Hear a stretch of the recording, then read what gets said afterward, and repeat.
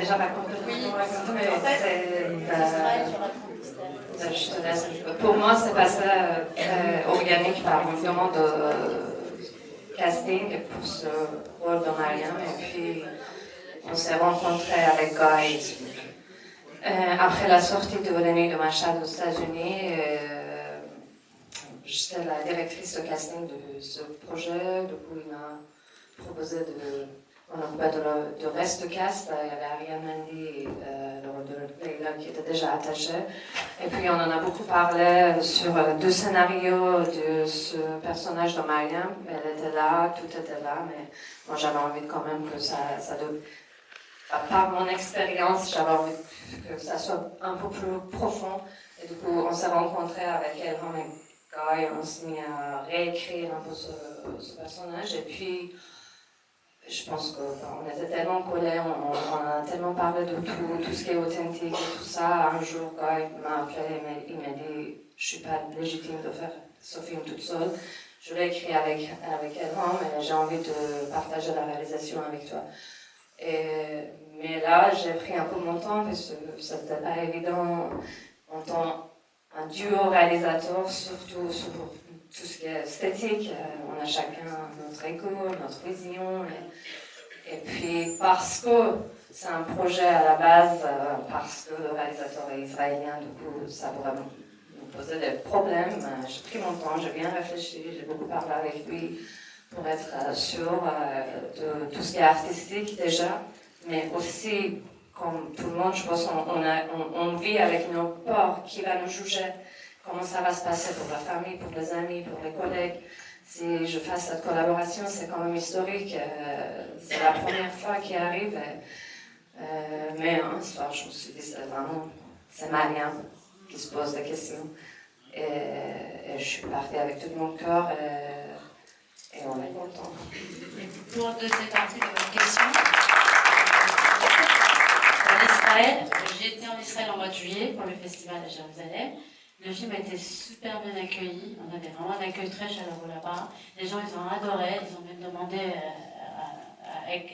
qu'il soit encore plus sur l'écran pour longtemps. Et bien, je pense que ces 2 peuples qui commencent à se découvrir et commencent à se comprendre qu'en fait, on s'entend super bien. Moi, j'étais là-bas, je me suis sentie chez moi. Première seconde, je suis arrivée. À l'aéroport, je n'ai eu aucun problème. Je suis arrivée au festival. Je vois les gens sont chaleureux, ils sont comme nous. On mange la même chose. Je vous dis vraiment des phrases très simples. On vit pareil, des parents, des enfants. On fait la fête pareil. On regarde les films. On est vraiment. Vous voyez, on a une vision de vie totalement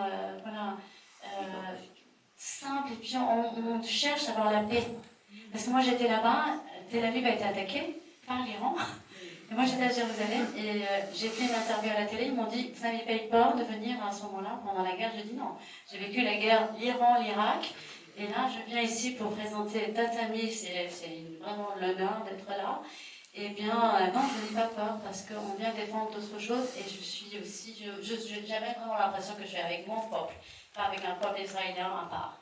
Et avec Guy, notre collaboration était complètement fluide parce qu'on avait un point de vue cinématographique qui se ressemblait beaucoup. J'avais vu Skin, j'avais vu ces autres films qui étaient dans pas mal de festivals. Et c'est moi qui lui ai proposé de travailler ensemble. Vous savez, donc pour moi c'était vraiment une belle opportunité. En plus, il m'a proposé aussi d'être directrice d'artistique de tout au long de projet. Donc c'était vraiment un travail très approfondi et je pense qu'aujourd'hui avec notre collaboration, on arrive à montrer un peu l'image de l'Iran et l'Israël. Voilà, le peuple.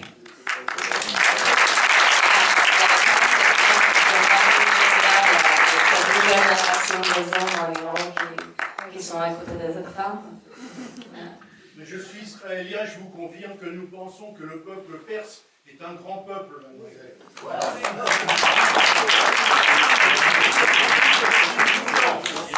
Une question juste là-bas. Oui, voilà, bien, félicitations. Je voulais savoir, en tant que réalisatrice, est-ce que vous voulez bien nous partager les grands réalisateurs de l'histoire du cinéma, que ce soit américains, européens ou iraniens, qui vous ont inspiré, qui vous inspirent. Et parce que ce film, il y a plein de... Enfin, il épisode je sais pas, un peu de Hitchcock, avec le noir et blanc. Raging Bull et La haine, c'était notre inspiration. Pardon? Raging Bull de Scorsese. Ah oui. Et La haine. De Mathieu Kassovitz. Et la haine. Mais sinon, vous, dans tout votre processus, depuis jeune, etc., quels sont les grands réalisateurs ou iraniens aussi alors, je n'ai pas le nom de celui qui a fait le coup de la Je ne suis pas très durée pour donner la référence. J'essaie de tout voir et tout oublier. Tout ce qu'il reste, c'est une façon de travail. Mais David Lynch, c'est mon master. Merci beaucoup, c'est la deuxième fois que je vois votre film en 2 jours, tellement ça m'a plu. Ma question s'adresse à vous, monsieur. Parce qu'on parle beaucoup de la lutte des femmes, à juste titre, n'est-ce pas? Mais vous avez bien dit que ce problème s'adressait aussi à des athlètes masculins, puisqu'il s'agit de ne pas combattre contre un ou une israélienne. Donc, ma question, parce que vous avez un rôle formidable, puisque franchement, vous aidez votre femme, vous l'aimez, et franchement, vous avez une éthique formidable dans le film. Y a-t-il beaucoup d'Iraniens comme vous, de jeunes Iraniens comme vous? Ce que je souhaite profondément.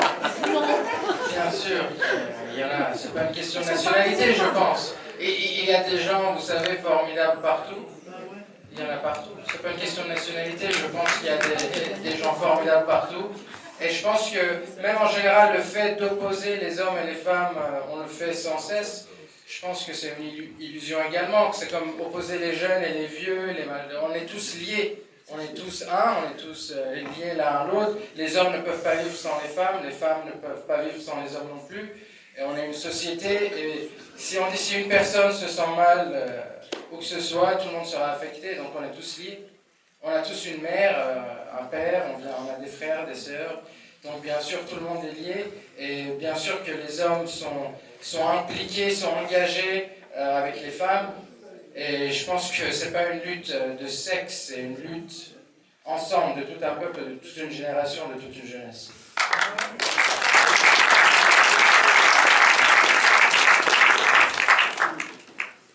Oui, bravo pour ce film politique, très courageux. Moi, on pourrait le voir d'une certaine manière aussi comme une métaphore de la lutte du peuple iranien contre le pouvoir, contre ce régime, et notamment des femmes aussi, des femmes iraniennes, la plupart des femmes. Dans ce film, je crois que Taj Dokat est absolument remarquable contre effectivement l'oppression masculine, l'oppression des mâles iraniens. Donc il me semble qu'il y a vraiment là une métaphore de la situation du pays aujourd'hui.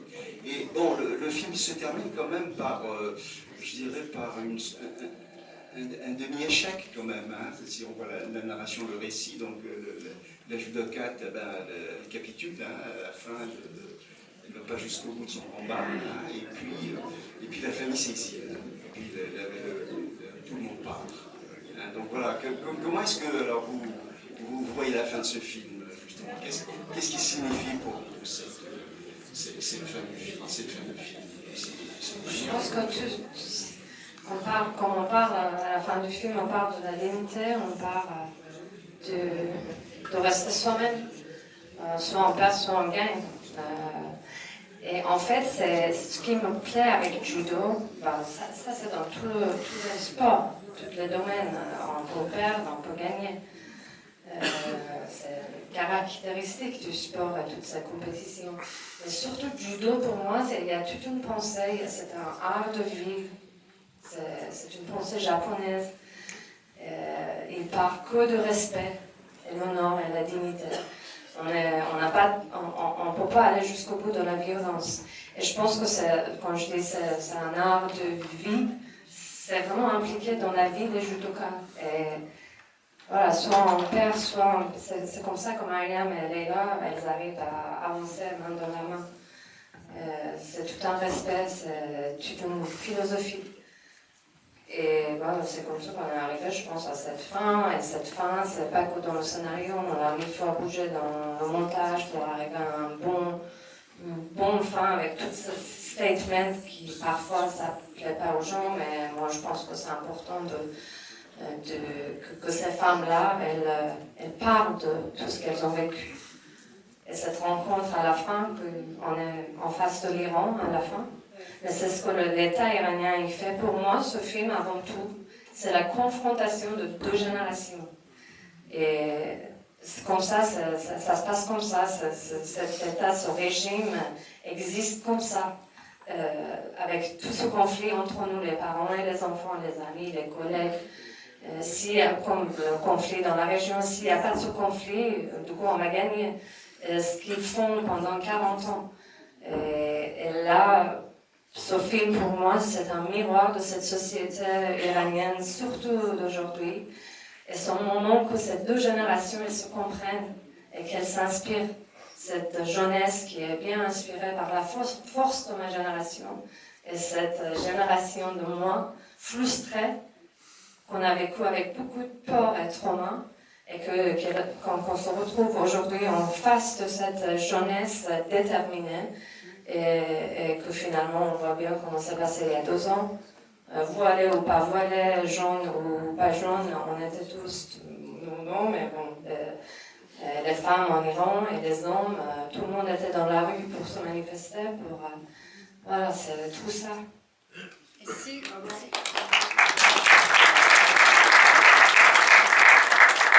Et pour rajouter, en fait, les deux protagonistes, pour moi le scénariste, elle n'a pas perdu, Maria. Ah non. Elle a gagné. Ah oui. Elle a tout gagné. Elle s'est dévoilée. Exactement. Donc elle a pris le choix qu'il devait faire. Elle a essayé de rattraper le temps. Donc elle s'est réveillée. Donc pour moi, les deux sont des deux gagnants. Même s'ils vont confronter une vie très difficile après, mais c'est des deux gagnants.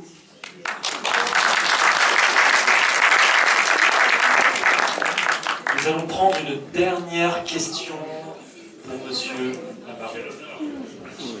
Ma question est la suivante, c'est que dans le film, on voit la présence des agents iraniens et la pression sur... Parlez bien dans le micro devant, ça va. Non. Oui, donc on voit les agents iraniens. Mais ça va, on vous entend. On vous entend. Oui, donc on voit les agents iraniens donc, avec leur surveillance, leur oppression auprès de Leïla et son entraîneur. Et donc ma question c'est de savoir si vous êtes renseigné sur parce qu'ils sont vraiment en amont. On est en 8e de finale, que déjà ils prévoient la confrontation israélienne. Donc est-ce que c'est réellement, vous avez eu des informations sur leur façon de faire, autant en amont, ou c'est un peu... Oui, ça se passe comme ça. En amont. Après, dans le judo, c'est un sport assez fort.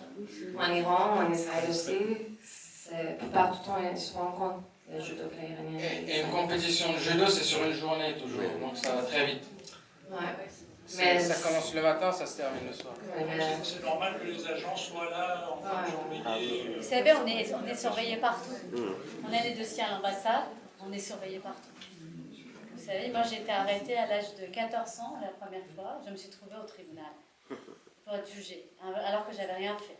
Et puis ils ont des arrestations dans ma famille. Donc on est toujours, nous sommes iraniennes, iraniens, on est un peu, comment on dit, destinés d'être surveillés. Donc ils savent très bien, par exemple, moi je suis là, ils savent très bien par où je suis passée, qu'est-ce que j'ai fait jusque-là dans ma vie, et voilà. Donc j'ai un bon dossier là-bas. Vous voyez, donc j'ai pas besoin d'être un athlète pour être surveillée. Un grand merci à tous les trois d'être venus à la rencontre de cette formation et de son public.